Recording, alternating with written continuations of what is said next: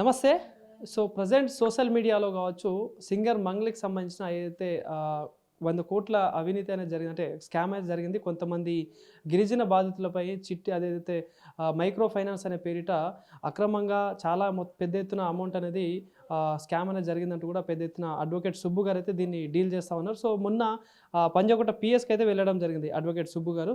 So, మరి దానికి సంబంధించి అక్కడ పోలీసులు ఏదైతే తీరు వ్యవహరించారో, సో అది తీవ్రంగా ఖండిస్తూ చాలామంది అడ్వకేట్లు ఆయనకు మద్దతుగా నిలవడం జరిగింది. సో, మరి దానికి సంబంధించి మాట్లాడదాం. మనతో పాటు మాట్లాడడానికి అడ్వకేట్ చంద్రశేఖర్ గారు మనతో పాటు ఉన్నారు. అన్న నమస్తే అన్న. సో, ఏదైతే చూసుకుంటే మొన్న జరిగిన ఇన్సిడెంట్ ఏదైతే పంజాగుట్ట పిఎస్లో సుబ్బు గారి విషయంలో, అడ్వకేట్ సుబ్బు గారి విషయంలో బ్రీత్ అనలైజర్ టెస్ట్ చేయడం కావచ్చు, కానీ అదంతా చూశారు మనం అంత వీడియోలు. సో, కోర్టులో కేసు కూడా నడుస్తూ ఉంది. సో, ఏంటంటే ఆ తీరుని ఎట్లా చూడవచ్చు? అంటే ఒక కేసు విషయంలో వెళ్ళిన అడ్వకేట్కి అట్లా బ్రీత్ అనలైజర్ టెస్ట్ చేయడం కావచ్చు, ఏదో ఎట్లా చూస్తాం ఇదంతా?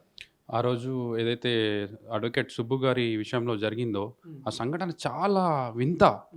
అసలు అతను అక్కడ ఏం న్యూసెన్స్ చేశాడు. ఇంకోటి ఏంటంటే బాధ్యుల తరపున అతను కంప్లైంట్ ఇవ్వడానికి యాజ్ వెల్ యాజ్ అతనికి థ్రెట్ కాల్స్ ఉన్నాయని చెప్పి, వాళ్ళు భయభ్రాంతులకు గురి చేస్తున్నారని చెప్పి అక్కడికి వెళ్ళి కంప్లైంట్ ఇద్దామని వెళ్తే అతని కంప్లైంట్ తీసుకోకుండా, కంప్లైంట్ తీసుకొని మేము విచారిస్తామని చెప్పకుండా, అదైతే ఎస్హెచ్ఓ సిఐ గారు ఉన్నారో వారు కానీ ఎస్ఐ గారు కానీ పెద్ద బాధ్యతలో ఉన్నారు. వాళ్ళు ఎస్హెచ్ఓ సిఐ అంటే ఇట్స్ నాట్ ఏ చిన్న పోస్ట్ అండి, పెద్ద పోస్టు. వాళ్ళు అంత ఇర్రెస్పాన్సిబుల్గా బిహేవ్ చేసి మీరు బ్రీత్ అనలైజర్ పెట్టి ఆల్కహాల్ టెస్ట్ చేయడం ఏంటండి? నాకు అర్థం కాదు. అక్కడ డ్రంక్ అండ్ డ్రైవ్ జరుగుతుందా?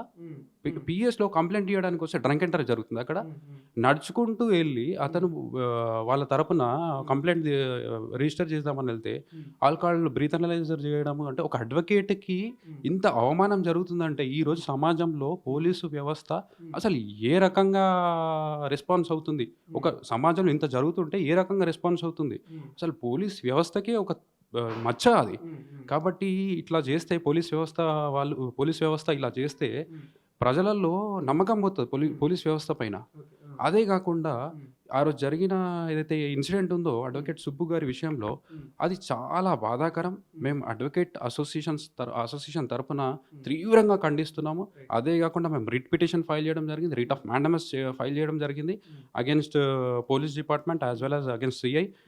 దానికి గాను హైకోర్టు స్పందించి క్లియర్గా వివరణ ఇవ్వాలి. అసలు ఏ అథారిటీ కింద మీరు బ్రీత్ అనలైజర్ చేసి ఆల్కహాల్ టెస్ట్ చేయడం అనేది ఎలా మీరు చేశారని, ఏ అథారిటీ కింద చేయడం అనేది మీరు క్లారిఫికేషన్ ఇవ్వాలని చెప్పి హైకోర్టు మొట్టికాయలు వేయడం జరిగింది.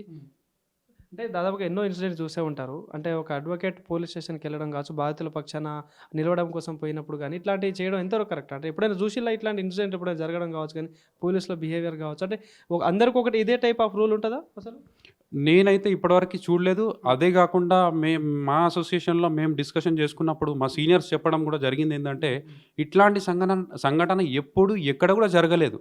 ఒక కంప్లైంట్ బాధితుల తరపున ఇవ్వడానికి వెళితే అతన్ని బ్రీత్ అనలైజర్ చేసి ఆల్కహాల్ టెస్ట్ చేయడం అనేది చాలా విడూరం. అది ఏంటంటే అసలు చరిత్రలో ఎక్కడ జరగలేదు. అది ఒక బాధ్యతల తరపున వెళ్ళి కంప్లైంట్ ఇద్దామని వెళ్తే అతన్నే బాధ్యుడిని చేయడం అనేది చాలా వింత, చాలా బాధాకరం.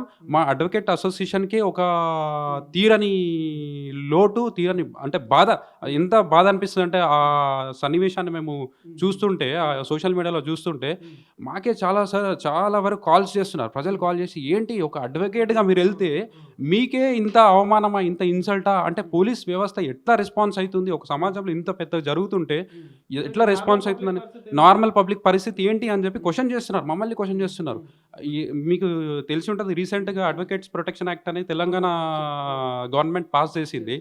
Telangana government advocates protection act pass చేసిన తర్వాత ఇది ఇమ్మీడియట్గా ఫస్ట్ ఇన్సిడెంట్ ఇట్లాంటి ఇన్సిడెంట్ జరగడం అనేది చాలా బాధాకరము. కాబట్టి మేము ఏదైతే జరిగిందో అడ్వకేట్ సుబ్బు గారి విషయంలో దానికి గాను మేము తీవ్రంగా ఖండిస్తున్నాం. ముందుకి ఇట్లాంటివి జరగకుండా మేము దానికి యాక్షన్ తీసుకోవాలని మేము హైకోర్టుని సంప్రదించడం జరిగింది. జస్టిస్ కోరుతా ఉన్నారు, ఏం డిమాండ్ చేస్తా ఉన్నారు? అయితే ప్రవర్తించిన పోలీసులపై ఎట్లాంటి జస్టిస్ తీసుకుంటే, యాక్షన్ తీసుకుంటే బాగుంటుంది అనుకుంటున్నారు? సీరియస్ యాక్షన్ తీసుకోవాలండి. సీరియస్ యాక్షన్ తీసుకొని ఇట్లాంటివి మళ్ళీ రిపీట్ కాకుండా ఎక్కడైనా, ఏ పోలీస్ స్టేషన్లో అయినా ఎక్కడైనా రిపీట్ కాకుండా చూడాలి, సీరియస్ యాక్షన్ తీసుకోవాలి. అది హైకోర్టు తీసుకుంటానికి మాకు పూర్తి నమ్మకం ఉంది. అదే కాకుండా అడ్వకేట్స్ ప్రొటెక్షన్ యాక్ట్ అని ఇంత డిస్కషన్ నడుస్తుంటే ఒక బాధ్యత గల ఆఫీసరు సిఐ గారు అలా ఎలా ప్రవర్తించారనేది మాకు ఇప్పటికీ అర్థం అవ్వట్లేదు.